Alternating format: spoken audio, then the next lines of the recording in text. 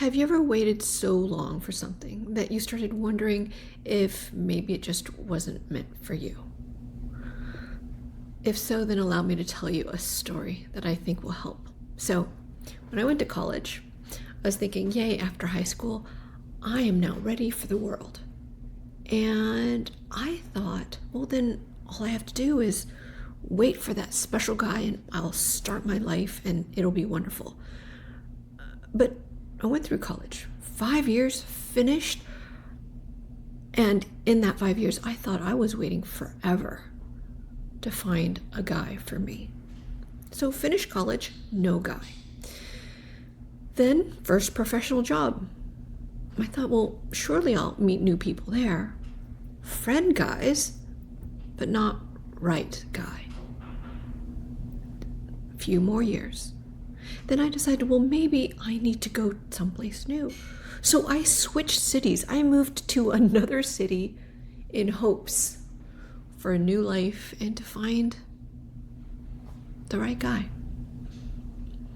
Guys, but still not the right guy. A few years later, I came back to the city that I grew up in. Tried a little bit longer, and I wanted to give up. I didn't see anything different. So for you, sure, maybe the details of the story are different, but if you have found yourself in a place where you have been looking, you have been trying, you have been faithful, but nothing seems to be happening, maybe it even seems like others who may not even be trying as hard seem to be getting ahead of you, and you wonder, when, God, when? If that's you, then this video is for you. So, okay, that's exactly the place that I was in. I desperately wanted my life to change, but I had done everything that I known to do, and I wanted to give up. I was looking around. I had come back to my hometown again. I started a new job that just happened to be just a few blocks from where I grew up. It felt like for all my travels around the world and away and my education, I was still alone and kind of back home, almost like I was back where I started. And I wondered if maybe something was wrong with me. Did I not know how to get a guide? Did I not get a guide because, well, maybe I'm not pretty enough. Maybe I'm not fun enough. Maybe I'm too independent. Maybe I'm too rigid. Maybe I should be more... You can fill in the blank, right? I came up with a million reasons. But it really didn't matter because I didn't think I could be someone that I was not. So that seemed like a dead end. I couldn't change that part. And then I thought, maybe I had made a mistake in the past. Maybe I had the guy and I let him get away. Because I had like, very short-term boyfriends and all that kind of stuff. Maybe it was one of them and I let him get away. I couldn't come up with another reason. I needed to try everything. And so I started trying to reconnect with an old boyfriend, the one that I thought had the best promise out of the very, very ultra short-term relationships. That one actually had been a little bit longer. And I respected the guy, I did. But I didn't have his number. So I wrote a paper letter to send to his old address. Yeah, I know, pretty desperate. And somewhere in there, I don't know exactly which came first or whatever, but I even prayed to God. And I remember where I was. I remember what I was doing. It's like middle of the night, felt lonely. It was night after night of being alone. I don't know, it was pretty late in an apartment, and I was crying because I just felt so alone. And I remember saying something very close to, God, I don't know if he is the one or not, but now I am so lonely, I will take anyone. I just don't want to be alone anymore.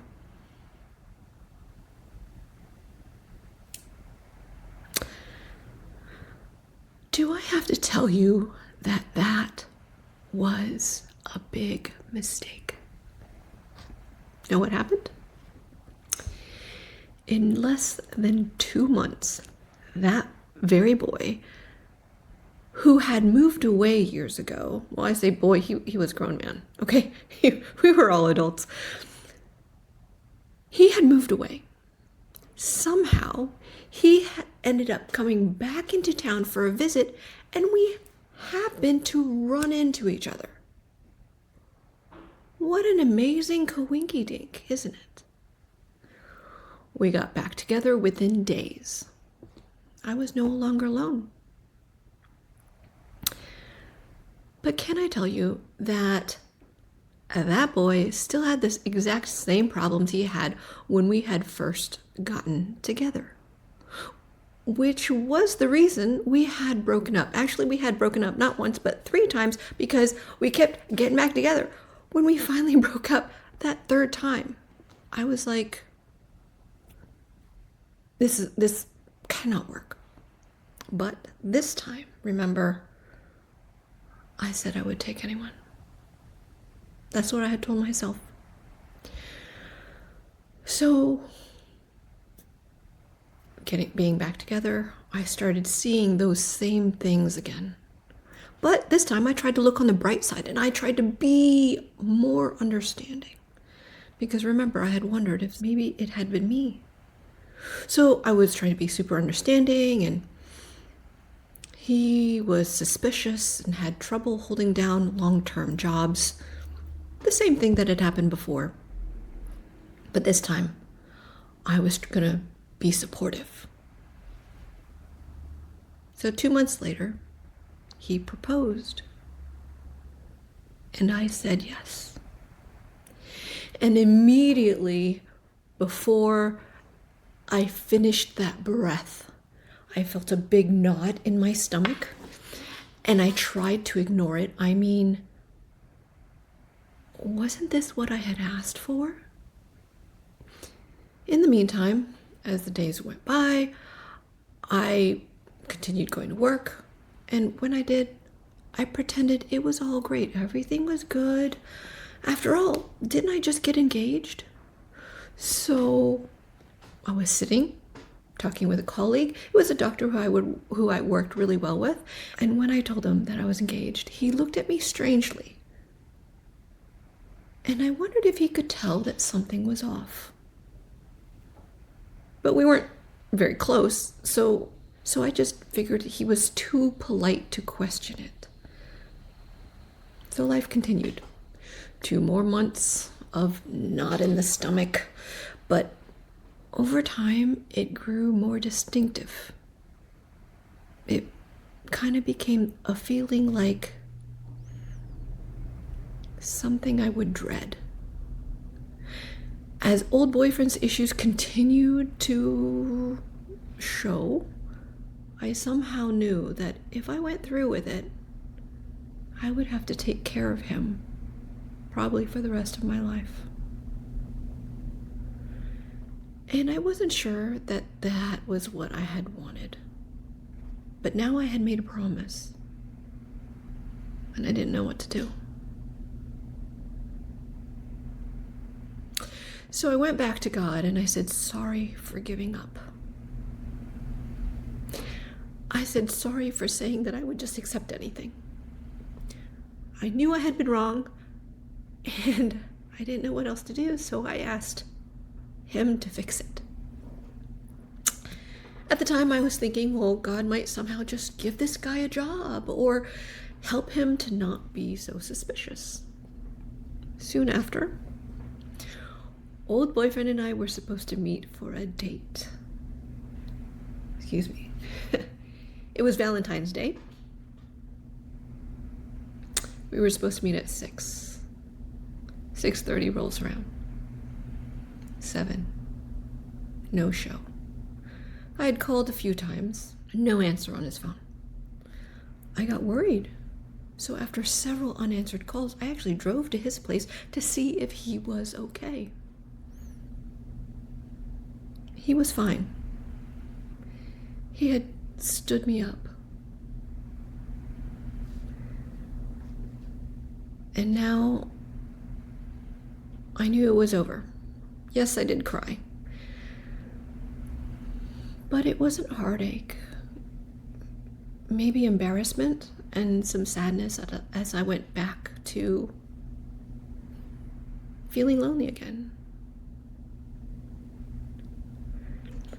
However, through all that, I came to a realization that I now would not take anything less than what God was wanting for me, no matter how long it would take.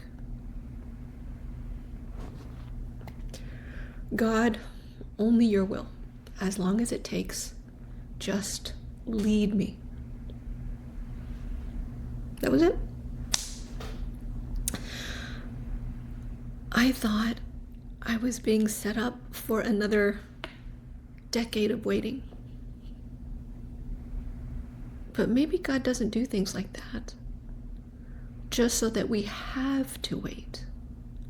Maybe He is just trying to get us to be okay with waiting on Him. Because I didn't wait a decade. A few weeks later, my doctor friend noticed I hadn't been... Sorry. A few weeks later, my doctor friend noticed I hadn't been my usual joyful self and asked about it. So I told him about the breakup and everything. Within a few months, we had started having coffee together. By the following Valentine's Day, he proposed.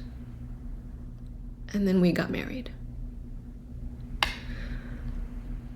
So can I just say that no matter how long you have been waiting, God can cause a suddenly to happen in your life like He did in mine. I had thought that I was waiting on God to bring the right guy, but all those years, now I look back and realize He had been waiting on me to get my heart right with Him. He wanted me to be in a place where I could just trust Him no matter what. So hear me.